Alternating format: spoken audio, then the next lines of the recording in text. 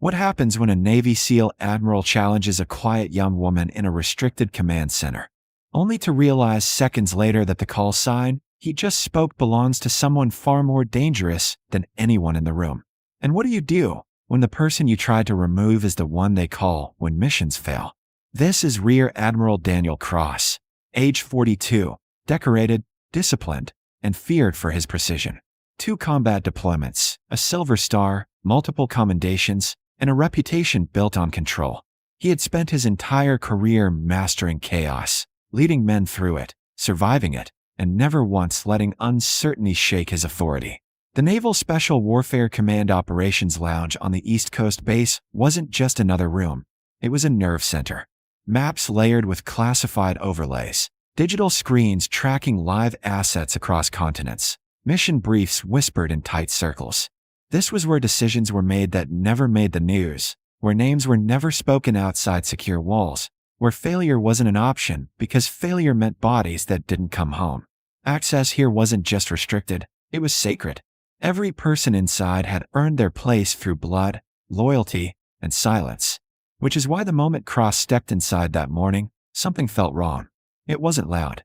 It wasn't obvious. It was subtle, the kind of wrongness you feel before you understand it. His eyes moved instinctively, scanning faces, uniforms, posture. Operators he knew. Intelligence officers he recognized. Support staff moving with purpose. And then, her. Sitting alone near the far wall, just beneath a muted operations screen, was a woman no one seemed to acknowledge, yet no one seemed comfortable ignoring. Late 20s, maybe. Civilian clothes, dark denim, boots worn but maintained, a simple jacket zipped halfway. No insignia, no badge visible, no escort. She wasn't typing, wasn't speaking, wasn't even watching the screens. She was reading a small, worn notebook, her posture relaxed but not careless, like someone who understood exactly where they were and simply didn't feel the need to prove it. Cross slowed his pace. His instincts sharpened. Civilians didn't sit in rooms like this. Not unescorted. Not unaccounted for. Not during operational prep. His mind ran through possibilities. Intelligence liaison, contractor, analyst, but nothing fit. Everyone in this room was vetted, logged, confirmed. There were no unknowns here. There couldn't be. His jaw tightened slightly as he adjusted course, walking straight toward her. Conversations around the room began to thin, not stop completely, but soften, like a current pulling back before a wave. People noticed. They always noticed when Cross moved with intent. He stopped at her table. She didn't look up immediately. That alone was enough to irritate him. "Ma'am," he said, voice controlled, professional, carrying just enough authority to cut through the air. "This is a restricted operations area. Identify yourself." She turned the page in her notebook before closing it carefully, as if finishing a thought mattered more than the voice addressing her. Then she looked up. Her eyes were steady, not defiant, not nervous, just aware. "I'm waiting," she said quietly. The response landed raw. Not disrespectful, but not compliant either. Cross felt a flicker of irritation. "That's not an answer," he replied. "I need identification. Now." She studied him for half a second longer, then reached into her jacket and produced a card. No rush. No hesitation. He took it and examined it with practiced precision. The format was off immediately. Not standard Navy. Not standard anything. The name read, Evelyn Carter. No listed unit. No rank. No command chain. The clearance section was marked, but the code was unfamiliar. Not just uncommon, compartmented. Deeply so. The kind of classification that didn't show up unless you were read into programs most officers never even heard about. Cross frowned. Slightly. That should have been his first pause. Instead, he focused on what he did understand. Lack of proper identification for this room. "There's no authorization here for this facility," he said, handing it back. "Who cleared you to be in this space?" She took the card without looking at it. "I was told to be here." The answer was simple. Too simple. Around them, the room had gone quieter now. Operators weren't pretending anymore. They were listening. Cross felt it. The shift in attention. The expectation. His authority was being tested, not openly, but undeniably. By who, he pressed. She didn't answer immediately. Instead, she leaned back slightly in her chair, studying him in a way that felt less like evaluation and more like recognition. "Does it matter?" she asked. That was enough. Cross's patience snapped, not loudly, not explosively, but decisively. It matters because this is my command, he said, voice firm now, carrying across the room. And everyone in it answers to me. That got a reaction. Subtle, but real. A few operators shifted. One of the senior chiefs glanced toward the woman, then quickly away. Cross noticed, but dismissed it. Stand up, he ordered. She did. Smoothly. No hesitation. And that's when something changed. It wasn't her height or her build. It was her presence. The way she stood. Balanced. Grounded. Like someone trained to move without wasting energy. Not civilian. Not even standard military. Something else. Cross registered it, but pushed forward. If you're going to occupy space in this room, he continued, you're going to answer one question clearly.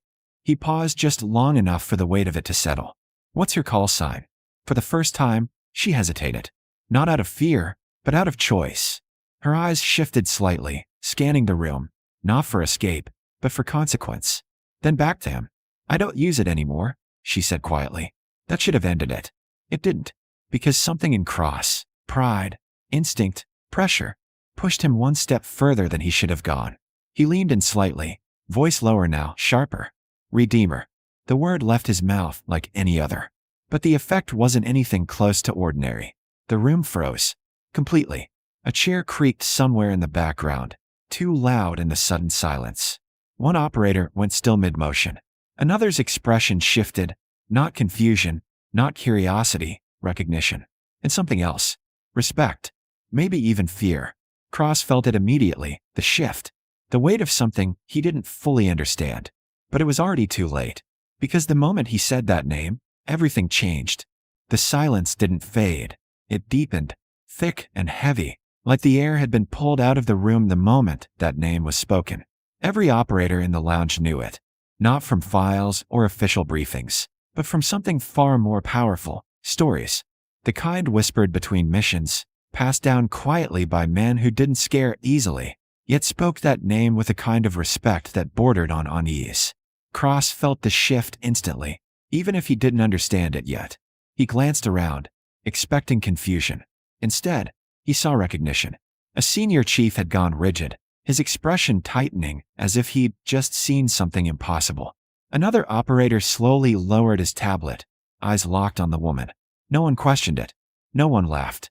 And that's when Cross realized he was the only one in the room who didn't fully understand what he had just said. He turned back to her.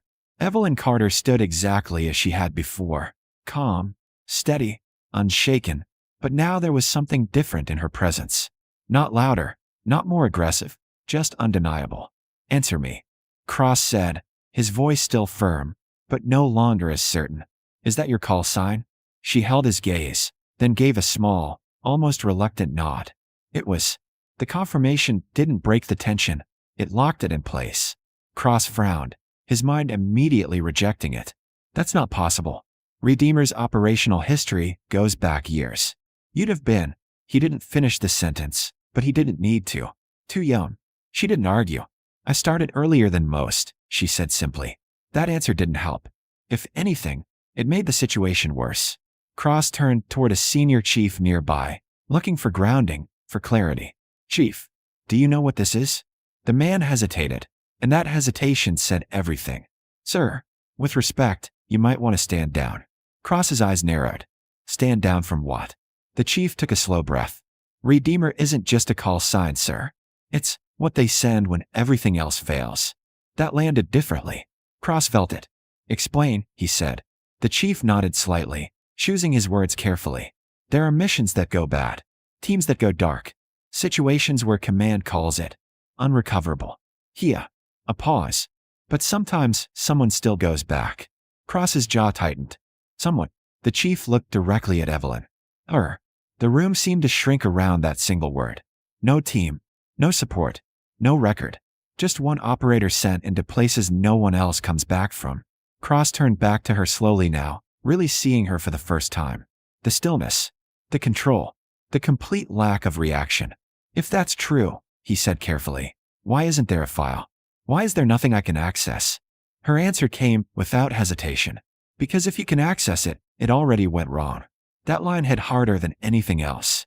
Before Cross could respond, the doors to the lounge opened sharply. Every head turned. The energy in the room shifted instantly, from tension to something else entirely. Authority. A group entered. Pentagon security, intelligence personnel, and at the center, a 4-star SEAL Admiral. The kind of presence that changed everything the moment he stepped in. Every operator snapped to attention. "Admiral on deck," someone called. Cross straightened immediately, ready to report, but the Admiral didn't even look at him. He walked straight past, eyes fixed on one person. Evelyn. The room parted without a word as he approached her, stopping just a few feet away. And when he spoke, it wasn't with command. It was with recognition. "You're early," he said calmly. Then, without hesitation, "Redeemer." The word hung in the air, final this time, undeniable, because it didn't come from rumor, it came from authority. Rear Admiral Cross felt the shift immediately, the weight of his mistake settling in as the 4-star Admiral stepped forward, eyes fixed not on him, but on Evelyn. "Do you know who you're speaking to, Admiral?" the senior officer asked calmly. Cross hesitated, then answered, "No, sir." A slight nod followed. "That's the problem." He gestured toward her. "She operates under direct Joint Command authority. Not your Ching, not your clearance." The room stayed silent as he continued. 27 missions marked unrecoverable. 27 times she went in alone. 27 times she came back, with everyone. That was all it took. Cross looked at her again, but this time there was no doubt, no authority, just understanding. He stepped forward. "Ma'am, I was wrong. I made assumptions I shouldn't have. I apologize." Evelyn studied him briefly, then gave a small nod. "Just don't do it again." No anger, just truth. The Admiral turned back to the room. "We have a situation. A team went dark 6 hours ago. They've been declared Kia." A pause. "They're not." Every eye shifted to Evelyn. She didn't react, she already knew. "Redeemer deploys in 30 minutes, he said. As she turned to leave, the room parted silently. Not out of fear, but respect. Cross watched her go. Something in him changed for good. A young SEAL whispered, "That's her." A senior chief replied quietly, "Yeah, that's who you send when you refuse to lose."